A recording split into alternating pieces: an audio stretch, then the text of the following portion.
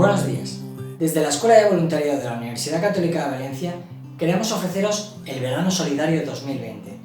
Este año ofertamos dos tipos de modalidad diferente de voluntariado, la modalidad online y la modalidad presencial.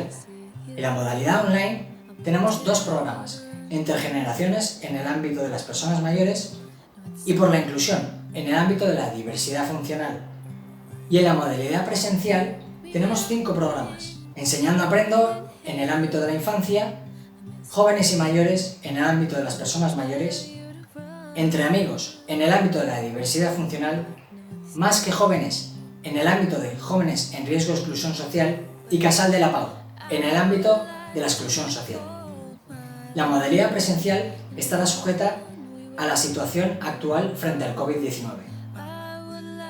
Cuando estamos compartiendo una conversación con una persona mayor y permitimos que ésta nos cuente sus experiencias, estamos dándole un protagonismo que a veces se sienten que han perdido con el paso de los años. Están pudiendo ser protagonistas en un momento muy importante de sus vidas y encima están pudiendo sentir que transmiten experiencias y conocimientos a una persona más joven.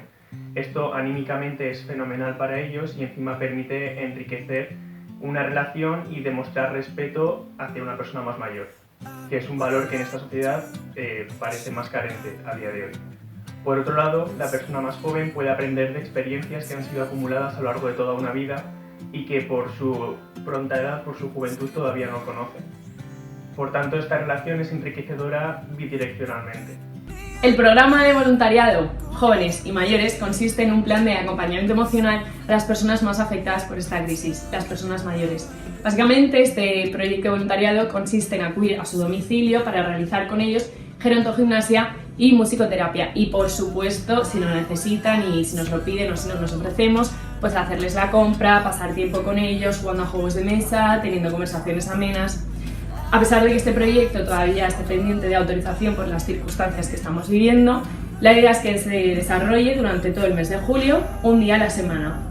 Va destinado a todos los alumnos universitarios y también a alumnos de segundo de bachillerato si desean participar. Tendrá lugar en cada domicilio de esa persona a la que vayamos a visitar y tiene colaboración con el área de enfermería de la universidad. Desde la Escuela de Voluntariado os animamos encarecidamente a que participéis en este proyecto porque sabemos que nos dejará indiferentes y porque además, y sobre todo, necesitan mucho de nuestra ayuda.